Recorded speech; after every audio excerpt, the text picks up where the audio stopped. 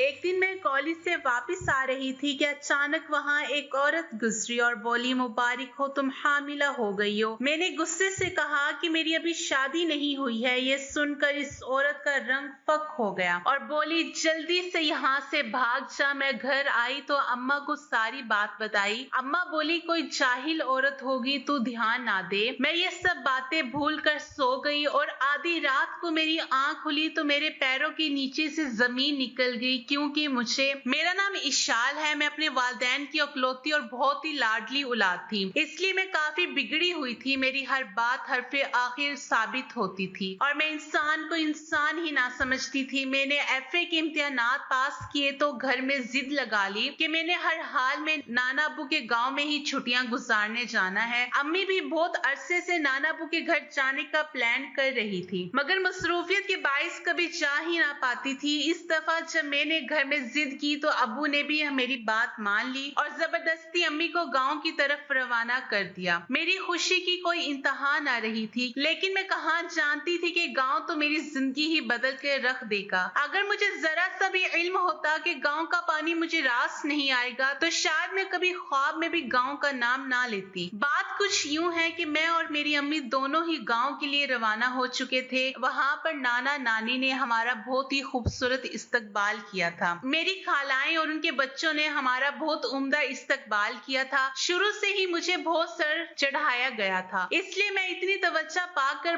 मजीद मगरूर हो गई थी और गांव में जब जहां जाने को दिल करता मुंह उठाकर चली जाती और किसी से इजाजत लेना या किसी को बताना भी गवारा ना करती। एक दिन मैं और मेरी कजिन्स हम गांव की सैर को निकले तो मेरी नजर एक लड़के पे पड़ी। वो मुझे दूर से दरख्त के पीछे से देख रहा था। मेरी कजिन हंसने लगी और कहने लगी, लगता है कि तुम इस गांव की ही होकर रह जाओगी, शायद तुम्हारे बहुत रिश्ते आने वाले हैं। मैं हंसकर बोली, मैं यहाँ पर छुट्टियां गुजारने तो जरूर आया करूंगी, लेकिन गांव के माहौल में मेरा गुजारा नामुमकिन है। ये बात आई गई होगी, मुझे नहीं पता था कि वो लड़का तो सच में ही मेरा दीवाना हो गया था। एक दिन मैं अकेली ही नाना अबू के गांव के सैर को निकल खड़ी हुई थी, क्योंकि ये बाग हमारे घर से बहुत करीब था। मैं किसी भी वक्त आ जा सकती थी, इसलिए मैं चंद लम्हात पुरसुकून माहौल में गुजारना चाहती थी। मैं सैर कर रही थी जब अचानक मुझे किसी ने पुकारा। मैंने पीछे मुड़ कर देखा तो वही लड़का था जो इस दिन मुझे दरख्त के पीछे से झांक रहा था। मेरे माथे पर बल पड़ गई और मैंने कहा कि बोलो, कौन हो तुम? वो लड़का मुझे देखकर मुस्कुरा दिया। मैंने इसकी जाहिरी शख्सियत का जायजा लिया तो वो एक बाइतमाद लड़का था। इसकी शख्सियत में ऐसा कुछ भी नहीं था कि इससे मुतासिर हुआ जा सकता। वो लड़का बोला, इशाल, मैं जानता हूँ कि आप हमारे गांव की नहीं हैं, आप शायद किसी शहर से आई हैं। मैंने जब आपको पहली नजर देखा था तब से आपको पसंद करने लगा था, इसीलिए मैंने सोचा कि मैं आपसे शादी करके आपको हमेशा हमेशा के लिए अपने गांव में ही रख लूं। आप जैसे चाहें अपनी जिंदगी बसर करती रही, मुझे बस आपका साथ चाहिए। मेरे माथे पर पड़े बल मजीद गहरे हो गए। मैं बोली, तुम्हारा दिमाग तो ठीक है, तुम मेरे साथ किस तरह की बातें कर रहे हो? कहाँ तुम और कहाँ मैं? तुमने कभी मखमल में टाट का पैबंद लगते देखा है? तुम्हारी हैसियत ही क्या है? मेरे साथ तुम्हें ये बात सोच समझ कर करना चाहिए थी। वो लड़का एकदम से रोने लगा, इसकी आंखों से आंसू टपकने लगे और बोला, जाओ, मैं तुम्हें बद्दुआ देता हूँ, तुम इस गांव में हमेशा के लिए महसूर होकर रह जाओ। तुम यहाँ से निकलना चाहो तो भी ना निकल पाओगी। तुम्हारा मुकद्दर में उदासी, गम और परेशानी लिख दी जाए। मैं बद्दुआ सुनकर सहम चुकी थी, क्योंकि मैंने आज तक किसी के मुंह से अपने लिए बद्दुआ नहीं सुनी थी। वो लड़का चला गया तो मैं भी भागती हुई घर वापस आ गई। मैं भी इस लड़के की बातों को सोचकर परेशान होती रही, लेकिन फिर थोड़ी देर बाद ही अपनी कजिन्स के साथ बातें करते हुए मुझे वो लड़का भूल गया था। मैं एकदम पुरसुकून हो चुकी थी और रात में देर से सोई थी। सुबह सुबह उठी तो मैं बिल्कुल पुरसुकून थी। मैंने नाश्ता किया और चहलकदमी करने के लिए बाहर निकल गई। मैं चहलकदमी करते करते काफी दूर निकल आई थी। मुझे बहुत ही खूबसूरत सा मंजर नजर आया। हर तरफ सब्जा ही सब्जा था और एक तरफ को बहुत ही खूबसूरत नहर बह रही थी। मुझे प्यास भी बहुत लगी हुई थी, इसलिए मैं बैठकर नहर से पानी पीने लगी थी, तभी मुझे इधर से एक औरत गुजरती हुई नजर आई। वो मुझे नहर से पानी पीते हुए देखकर जल्दी से मेरे पास आई और मुस्कुरा कर बोली, बेटी बहुत बहुत मुबारक हो। मैं एकदम हैरान हो गई कि ये औरत जिसे मैं जानती भी नहीं हूँ, ये मुझे किस बात की मुबारकबाद दे रही है। मैं बोली, क्यों खाला, क्या बात है, आप मुझे क्यों मुबारकबाद दे रही हैं? वो औरत मुस्कुरा कर बोली, ये नहर हमारे गांव में औलाद की नहर के नाम से मशहूर है। तुमने यहाँ से पानी पी लिया, बहुत जल्द तुम बहुत ही खूबसूरत से बच्चे को जन्म दोगी। मैं इस औरत की बात सुनकर एकदम से सहम गई थी। फिर मुस्कुरा कर बोली, खाला कैसी बातें करती हैं, मैं तो अभी कुंवारी हूँ, मैं कैसे बच्चे को जन्म दे सकती हूँ? मेरी बात सुनकर वो औरत शदीद परेशान हो गई और बोली, कमबख्त, तुमने ये क्या कर डाला? तुमने तो खुद को बर्बाद कर लिया, तुमने तो अपने भाग ही उजाड़ लिए। अब यहाँ से उठकर भाग जाओ, इससे पहले कि कोई और तुम्हें यहाँ पर देख ले और तुम्हारी बदनामी जगह जगह फैल जाए। मेरे तो पसीने ही छूट गए थे, मैं शदीद घबरा गई और तकरीबन दौड़ती हुई घर की जानिब भागी। मैंने जैसे ही हवेली का गेट अबूर किया, सब मुझसे पूछने लगे कि शाल तुम कहाँ चली गई थी, हम सब तुम्हें ढूंढ रहे थे। मैं इनकी बातों का क्या जवाब देती कि मैं अपने नसीब उजाड़ने गई थी। मैंने किसी की बात का कोई जवाब ना दिया था। मैं अपनी अम्मी के कमरे में चली गई। वो इस वक्त अकेली ही बैठी कुरान पाक की तिलावत कर रही थी। मैं इनके गले लगकर फूट फूट कर रोने लगी। अम्मी बोली, बेटी क्या बात है, तुम रो क्यों रही हो और तुम सुबह से कहाँ गायब हुई थी? मैं बोली, अम्मी मैं तो गांव की सैर को निकली थी, लेकिन मैं नहीं जानती थी कि यह गजब हो जाएगा। मेरी अम्मी भी एकदम से परेशान हो गई। वो बोली, बेटा क्या बात है, मुझे खुलकर बताओ, मेरा तो दिल बैठने लगा है। तब मैंने रोते हुए इन्हें सारा माजरा सुना दिया कि मैंने औलाद वाली नहर से पानी पी लिया। वहां पर एक औरत थी, इसने मुझे कहा कि तुम आज एक बच्चा जनोगी। अम्मी मुझे बचा ले, मैं बच्चा नहीं पैदा करना चाहती, मैं तो बदनाम हो जाऊंगी। आप तो जानती है ना, मैं तो किसी से मोहब्बत भी नहीं करती, मैं तो अभी अपनी तालीम मुकम्मल करना चाहती हूँ। मैं शदीद घबराई हुई थी, इसलिए मैं तेज तेज बोलती चली गई। अम्मी ने मुझे अपने साथ लिपटा लिया था। वो बोली, क्या बात है ईशा, तुम ये कैसी बातें कर रही हो? मैंने तो तुम्हारी ऐसी तरबियत ही नहीं की थी कि तुम गांव की एक अनपढ़ औरत की बातों में आकर इतनी परेशान हो जाओ। तुम खुद अच्छी भली समझदार लड़की हो, खुद ही मुझे बताओ कि लड़की अकेली ये औलाद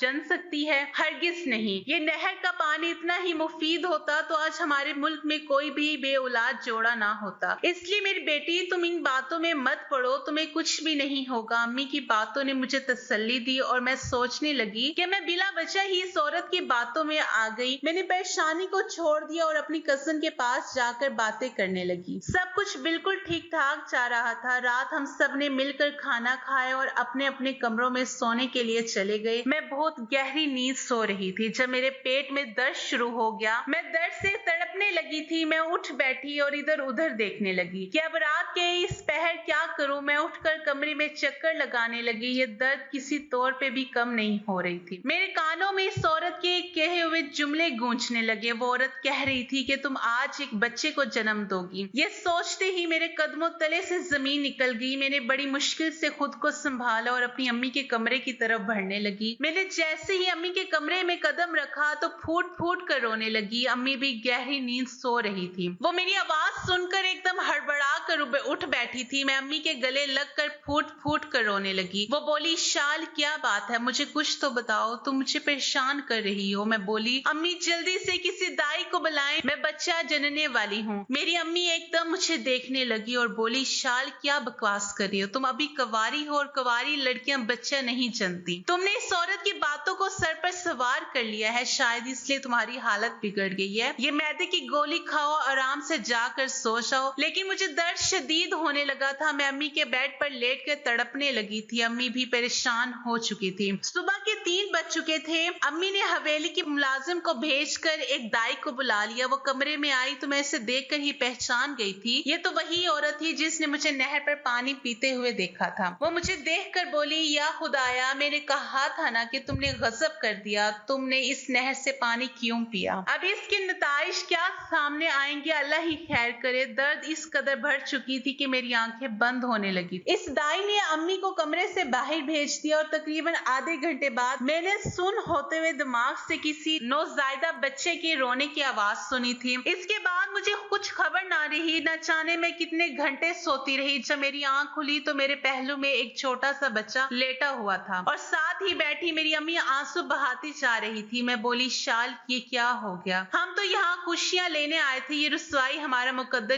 क्यों बन गई? मैं गुस्से से फनकार कर बोली, ये सब आपकी वजह से हुआ है। आपने मुझे क्यों नहीं बताया कि गांव में ऐसी कोई नहर भी मौजूद है? अम्मी रोने लगी और बोली, बेटी मुझे ऐसी बातों पर शुरू से कोई यकीन था ही नहीं। ये तो हमारे बचपन का किस्सा था कि नहर का पानी पीने से औलाद हो जाती है। भला मुझे कहाँ इल्म था कि ये किस्सा तुम्हारा बचपन ही खा जाएगा। अम्मी बदनामी से बहुत खौफजदा हो चुकी थी। मेरे नाना वो अपने गांव के चौधरी थे, वो वही पंचायत लगाकर फैसला सुनाया करते थे। अब अगर ये बात गांव में फैल जाती कि इनके शहर से आई कवारी नवासी ने बच्चा जन्म दिया है तो इनकी क्या इज्जत रह जाती। मेरी खालाएं भी बहुत परेशान थी, समझ ही नहीं आता था कि ऊंट किस करवट बैठेगा। शाम हुई तो वही दाई मेरी खैरियत मालूम करने आई थी। वो मेरे पास ही आकर बैठ गई और अम्मी से कहने लगी, मेरी बहन, मैं जानती हूँ कि तुम्हारी बच्ची मासूम है, इसने किसी किस्म का कोई गुनाह नहीं किया। मैंने खुद इसे अपनी आंखों से नहर का पानी पीते हुए देखा है। मैं जानती हूँ कि अगर ये बात हवेली की चार दीवारी से बाहर निकल गई तो आप लोगों की बहुत बेइज्जती होगी। अब मैं एक ऐसी बात करने जा रही हूँ जो आम हालात में बिल्कुल भी मुनासिब ना होती और ना ही मैं ये बात करने की हिम्मत कर सकती थी। बात ये है कि अगर आप इशाल की शादी मेरे बेटे से कर देंगी तो मैं ये बात सबसे छुपा लूंगी कि आपकी कवारी बेटी ने बच्चा जना है। मैं गांव में ये मशहूर कर दूंगी कि ये बच्चा मेरी बड़ी बहू का है, वो बांझ है, इसकी शादी को 5 साल हो चुके हैं मगर बच्चे की कोई उम्मीद नहीं है। इस तरह इसको बच्चा भी मिल जाएगा और आपकी इज्जत भी रह जाएगी। मामा बहुत परेशान थी। वो बोली, मेरी बेटी बहुत नाजुक से पड़ी है, ये यहाँ चूल्हे का काम नहीं कर पाएगी, इसका तो गांव के माहौल में दम घुट कर रह जाएगा। वो दाई बोली, शादी के बाद आपकी बेटी को मेहरानी बनाकर ना रखा तो फिर कहना, बल्कि मेरा बेटा भी शादी के बाद आपका ही हो जाएगा, दिल चाहे तो इसे भी अपने साथ ले जाएगा। अम्मी ने सोचने के लिए टाइम मांगा तो वो दाई उठकर चली गई। अम्मी खाला से बातें करने लगी। अम्मी कहने लगी कि मुझे इस दाई की समझ नहीं आती, ये क्यों मेरी ऐबदार बेटी को इतनी चाहत से ब्याना चाहती है। खाला कहने लगी, राशिदा ज्यादा मत सोचो, ये दाई लोग है तो गरीब ही मगर अच्छी औरत है, इसकी नीयत में कोई खोट नहीं है। ये तो बस इसलिए चाहती है कि तुम्हारी बेटी से अपने बेटे की शादी कर दे, क्योंकि ऐसे लोग अच्छे घरों में रिश्ता करने के शौकीन होते हैं। इसके लिए ये बड़े फख्र की बात होगी कि इसके बेटे की शादी गांव के चौधरी के नवासी से हुई है। मामा परेशान थी कि बाबा को क्या जवाब देंगी, मगर हालात से मजबूर होकर इन्हें इंतहाई कदम उठाना पड़ा और मुझे इस दाई के बेटे से निकाह करके रुखसत कर दिया। मेरा दिल खून के आंसू रो रहा था। मुझे अपने बच्चे से भी कोई खास लगाव नहीं था और ना ही मैं इसका ख्याल रखती थी। एक ऐसा बच्चा जिसने मेरी खुशियां मुझसे छीन ली, वो क्यों मुझे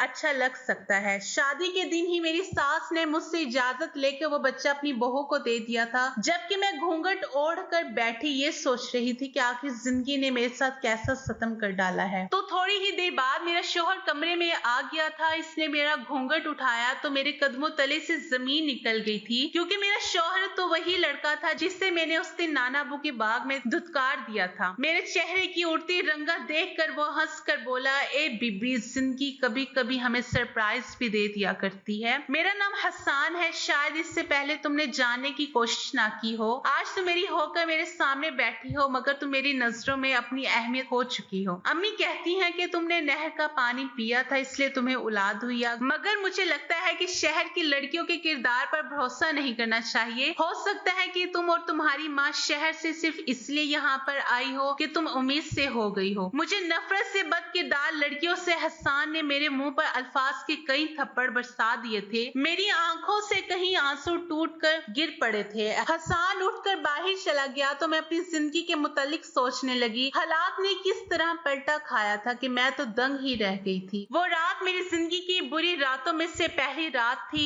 इसके बाद गमों के पहाड़ मुझ पर टूट पड़े थे। हसन उठते बैठते अल्फाज की चाबुक मुझे मारता रहता था। मेरी सास अच्छी थी, वो कहती थी कि तुम मासूम लड़की हो, मैं गवाह हूँ इस बात की कि तुम्हारे किरदार में किसी किस्म का कोई खोट नहीं है। तुम फिक्र ना करो, एक ना एक दिन हसन भी सुधर जाएगा। मेरी जिठानी मेरे बच्चे पे जान मारती थी, सारा दिन इसके साथ खेलती, इसका ख्याल रखती। एक दिन वो मेरे पास आकर बैठ गई और बोली, शाल एक बात कहूँ, तुम कभी मुझसे मेरा असर तो नहीं लोगी? शादी के इतने सालों बाद मेरी गोद में बच्चा आया है तो ऐसा लगता है कि ये मेरा ही है, मेरे वजूद का टुकड़ा है। अगर ये मुझसे दूर चला गया तो मैं जी नहीं पाऊंगी, मैं तो जीते जी मर जाऊंगी। मैं हंसकर बोली, मुझे इस बच्चे से कोई लगाव नहीं है, मैं पागल नहीं हूँ कि एक चाहत करने वाली औरत से ये बच्चा छीन लूं। वो मुझे दुआएं देती वहां से उठ गई थी। मेरी मामा शहर चली गई थी और इस बात ने हसन को शेयर कर दिया था। अब वो मुझ पर हाथ उठाने लगा था। वो अक्सर कहता था कि तुमने मुझे एक बार ठुकराया था, मैं तुम्हें बार बार ठुकराऊंगा, तब तुम्हें इल्म होगा कि यह सब झेलना कितना कुर्बनाक होता है। एक रात मुझे असद की रोने की आवाज मुसलसल आ रही थी। दिल में ख्याल आया कि जिठानी से जाकर पूछूं कि आखिर माजरा क्या है। मेरा जेठ शहर से बाहर होता था, इसलिए मैं रात के पिछले पहर इसके कमरे की तरफ चल दी। कमरे से मुझे मेरे नाम की आवाज सुनाई दी तो मेरे बढ़ते कदम खुद ब खुद रुक गए थे। मेरी जिठानी रो रो कर मेरी सास से मुखातिब थी। वो बोली, अम्मी, शादी के इतने बरसों बाद अल्लाह ने मुझे औलाद दी थी, मगर आपने मुझे इसकी शक्ल भी ना देखने दी और मेरे पहलू से उठाकर आपने मेरा बच्चा इशाल को दे दिया। मेरा बेटा मेरे जिगर का गोशा 2 दिन मुझसे दूर रहा था। मुझे वो वक्त नहीं भूलता,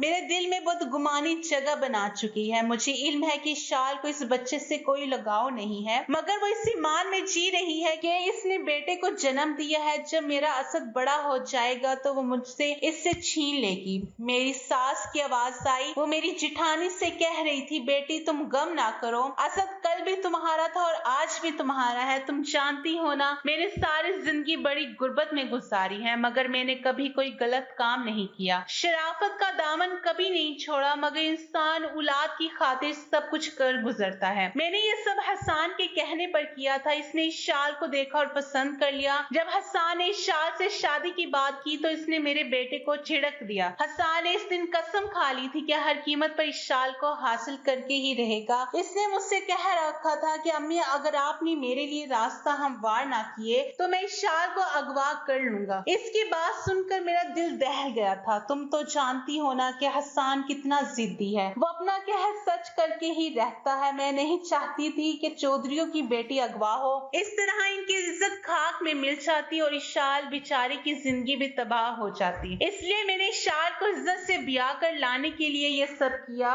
गो कि मेरा तरीका गलत था, मगर मेरा मकसद गलत नहीं था। मैंने अपने बेटों के इंतहाई कदम उठाने से रोकने के लिए बस इतना किया कि एक बचपन की भोली बसरी याद को ताज़ा कर दिया था। बचपन में सुना था कि इस गांव में ऐसी नहर है, जो लड़की भी इससे पानी पी ले वो हामिला हो जाती है। मैंने तो वो नहर देखी भी नहीं थी कि कहाँ थी। वो जब उस दिन इस शाल को पानी पीते देखा तो झूठ बोल दिया कि ये तो वही नहर है। और फिर दोपहर में मैंने जानने वाली के हाथ इस शाल के लिए जलेबियां भेज दी। इनमें मैंने दर्द की दवा मिलाई थी। इस दवा का असर होते होते रात हो चुकी थी। इधर से तुम्हारी तरफ से खुशी मिली तो उधर इस शाल की तबीयत बिगड़ गई। इसलिए मैं असद को उठाकर वहां ले गई, लेकिन देख वादे के मुताबिक तुम्हारा बच्चा तुमसे मिला दिया। कभी कभार सोचती हूँ कि मुझे हसन की मोहब्बत में ये इंतहाई कदम नहीं उठाना चाहिए था, क्योंकि वो तो बिल्कुल भी अच्छा शौहर साबित नहीं हुआ, बल्कि वो तो इस शाल को जूते की नोक पर रखता है और इसको बदकिरदार के ताने देता है। हसन ने मेरा सर शर्म से झुका दिया है। ये बातें सुनकर मैं लरसने लगी थी। मुझ में मजीद खड़े रहने की हिम्मत ही ना रही थी, इसलिए मैं दबे कदमों अपने कमरे में वापस आ गई थी। वो सारी रात मैंने बड़ी अजियत में गुजारी थी। सुबह जैसे ही हसन घर से निकला तो मैं अपनी सास और जिठानी से